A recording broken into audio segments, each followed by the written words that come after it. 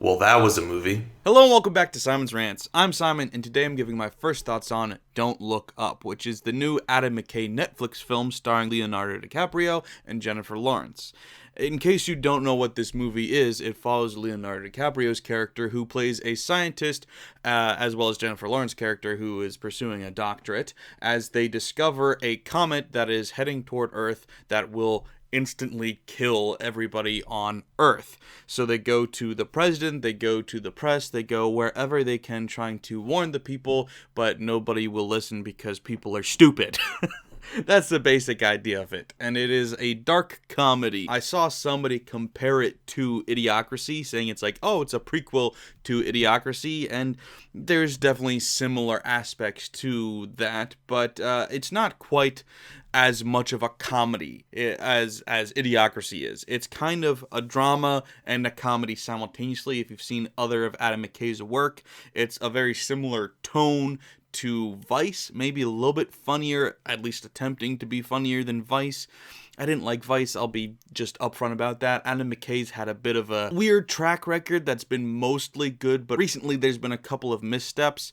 This has been considered a misstep. A lot of people are saying it's his worst movie, and I wouldn't go that far. I wouldn't say it was a great movie either, though. But before I get into my thoughts of it, I wanted to actually read what Variety magazine had to say about it. So they said, Don't Look Up plays like the lefty answer to Armageddon, which is to say it ditches the Bruckheimer approach of assembling a bunch of blue-collar heroes to rocket out to space and nuke the approaching comet, opting instead to spotlight the apathy, incompetence, and financial self-interest of all involved, which I think is a pretty accurate way to put it, and sounds like an interesting concept, doesn't it?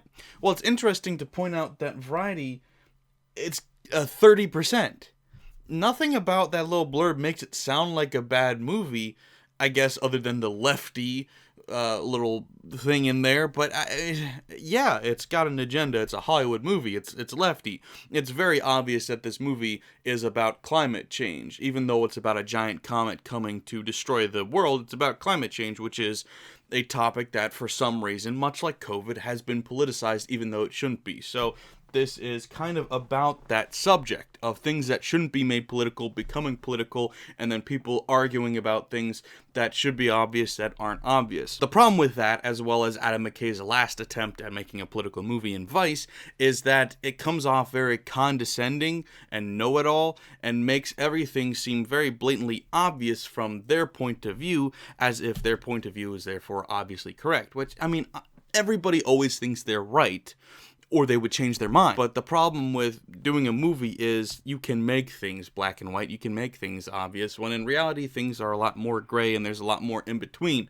So this makes an attempt to show that there's an obvious right side and an obvious wrong side, and if you are on the wrong side, it's because you're stupid and you're being manipulated. So that can get kind of annoying if you don't like that kind of thing, which, yeah, I'm a little bit indifferent to it, but it wasn't overwhelmingly annoying. It was just, because as somebody who hates both sides, I found that this movie did a pretty decent job of making fun of both sides. The president in this movie isn't a direct copy or direct parody of Donald Trump, but it's obviously aimed as a poke at that type of regime of somebody who's just stupid. You know, they're going for a very stupid president that just cares about appearances and, you know, all that basic political stuff. But then there's another character who, oddly enough, is like a Mark Zuckerberg type character, but is definitely modeled after Joe Biden. I don't know why. I don't know why they took those two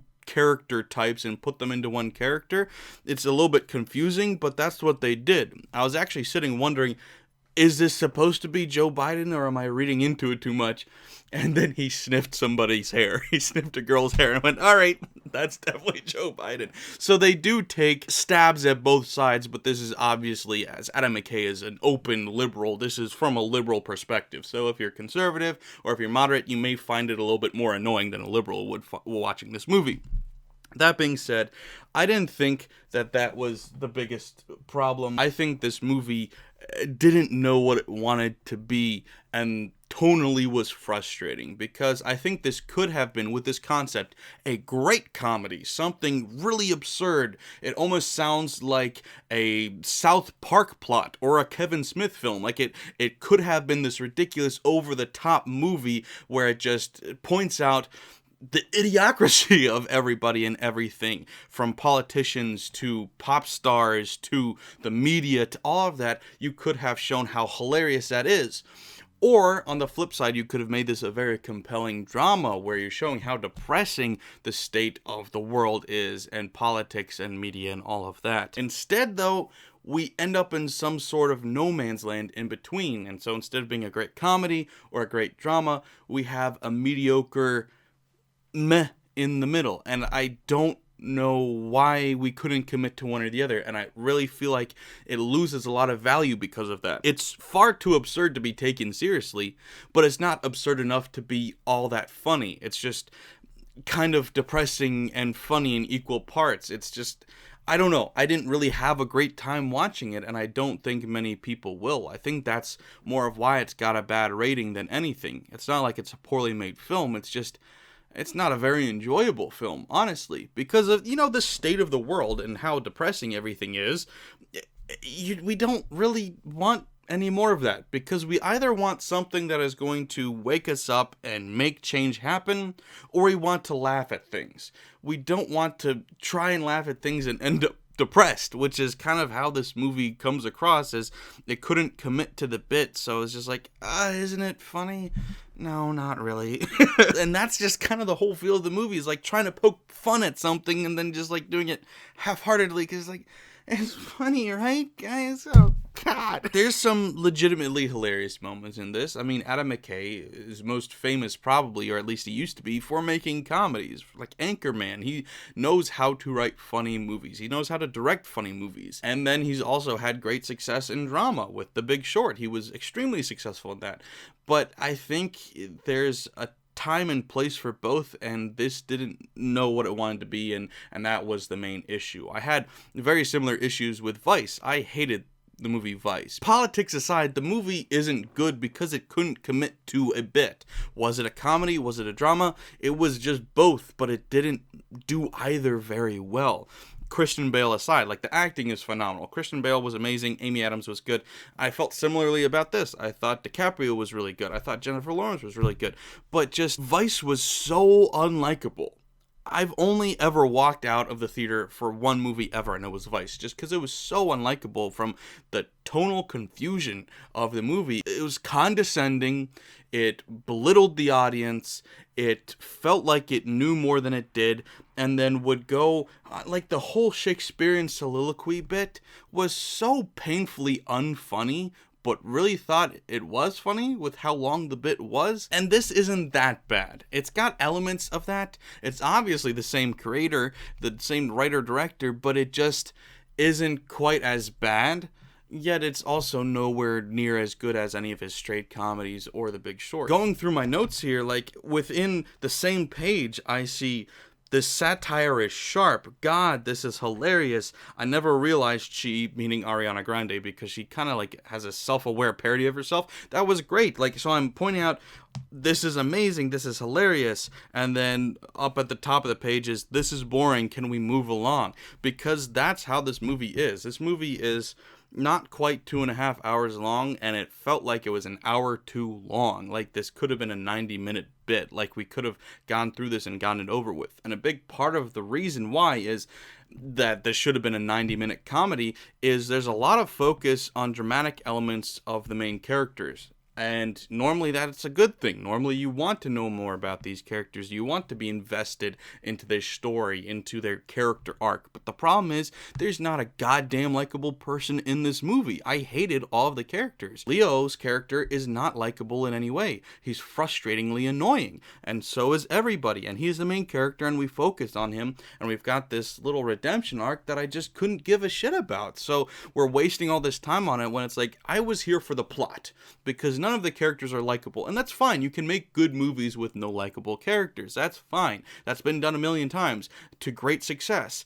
But if we're going to make a plot-driven movie, with unlikable characters, then we need the plot to take precedent. And the plot being the asteroid thing, the comet thing, the political thing, not the at-home drama thing, because that doesn't really relate at all to the point of this story. I know that they're probably doing it to try to convey the human side of these people and saying like, see, these are real humans, not like these political people. But it doesn't work because we don't like them, you know? So like, you need to like them in order for it to work. Another thing that I had trouble with this movie is it really felt like the point of this movie was trying to say that, in fact, Jennifer Lawrence's character says that the people in power, you're giving them too much credit. They're not smart enough to be as evil as you think they are. They're just stupid. And I wholeheartedly disagree. I think people in power do the things that they do because they have power and they want to use that power to get more power. You see that on every level in life, from the president of the United States down to a freaking traffic guard at the airport. Any tiny piece of power corrupts people and makes them use that power to try to manipulate people and get more power and all of that. I don't possibly think that anybody that's gotten into the Oval Office is an idiot. Whether I agree with them politically or not, they got there because they knew what they were doing. You can say Joe Biden's an idiot, you can say Donald Trump's an idiot, you can say whoever is an idiot. They got there for a reason because they knew how to manipulate people, they knew how to attract people, they knew how to get a point across. They may have done totally awful things that you disagreed with, or they may make, in your mind, really stupid decisions, but they're not stupid people. Everybody in politics got there because they knew what they were doing, right? Like, they knew what they were doing to get there. You don't just stumble your way into politics. You have to figure it out. It's not easy. So, I don't know. I think this movie, as much as I agreed with aspects of it, like the state of humanity being fucked, people just constantly disagreeing with each other just to get their own agenda across. Like, you've got this Facebook Mark Zuckerberg type guy, and then the president, and they're all like just, you know, shaking hands behind doors and doing whatever works best for them and not people. It's like, yeah, I believe that all happens, and I believe that, you know, the state of the world is not in a good place. I believe that. So I agree with the satire of this, and it's depressing and funny at the same time. But then other aspects of this, like I say, it's like, it's not as black and white as you're saying it is, and the condescending tone is really frustrating, buddy. Like, another big message of this movie is that just shut up and listen to what the scientists say because they know what they're talking about, which is true. But also, scientists are often also politicized and put in that same category where they're all shaking hands behind doors. So it's like, there's a lot of misinformation out there because it's become politicized. So your initial point, I'm talking to you, Adam McKay, is true that this shouldn't have been politicized, but it is. And so things, when you talk about climate change and when you talk about COVID, it's become so much more political than it should have been. And I agree that it shouldn't be, but the fact of the matter is, it is. So unless you're a scientist and you know what you're talking about, it's hard to know what you're talking about. And you can say, oh, well, the scientists are saying this. And it's like, yeah. And I, more often than not, choose to believe what the scientists say. But a lot of times there's political agendas behind what the scientists say too. So that's what I'm just trying to say. It's not black and white. And I also don't appreciate they take a stab at centrists in this movie as well. There's a small Chris Evans cameo. And I get that it's probably more so taking a stab at people who act centrist just so they can appeal to a wider audience. That's probably what it's saying. But I know people look down on centrists as like, oh, you're too lukewarm. You need to take a hard stance on something. And it's like, just because I don't strongly agree with either side doesn't mean I don't have strong opinions. You can have strong opinions that take elements from both sides, and that's perfectly fine. So, I don't know. Why am I giving political opinions on a movie review? Because the movie was political. I'm sorry if that's not what you're subscribed to this channel for. It probably shouldn't be, because my politics aren't particularly intelligent or educated. So take everything I say with a grain of salt, except for that this movie was okay. This movie wasn't bad. This movie wasn't great. It was just okay. I would give it, I think, probably a 6, because there were parts of this movie that I really hated. And there's parts of this movie that I thought were laugh out loud hilarious. Or on the flip side, also just, heartbreakingly dramatic. So there was really good moments and there was really bad moments. And so I think there's probably slightly more good moments than bad moments, which is why I'd give it a 6, but it wasn't by a lot. So am I recommending it? Not really. But it's also free if you have Netflix, so if the plot seems interesting to you, or if you like some of the actors or directors or writers involved, why not check it out? You may like it more than I did, or you may hate it, but that's why I'm not recommending it really to a wide audience, but I'm not saying, oh, it sucks either. Frankly, the audience score is much higher than the critic score is. That'll probably go down, but, I mean, right now it is higher. So, if you've seen it, let me know what you think. I don't have all that strong opinions on it. I thought that I would hate it based on what critics were saying about it, but honestly, I don't know why critics seem to hate it so much. It seems okay. It's not great, but it's okay. So, yeah, if you saw it, let me know what you guys think. And, of course, don't forget to like, share, and if you're new here, subscribe. Thanks for watching, guys. Bye.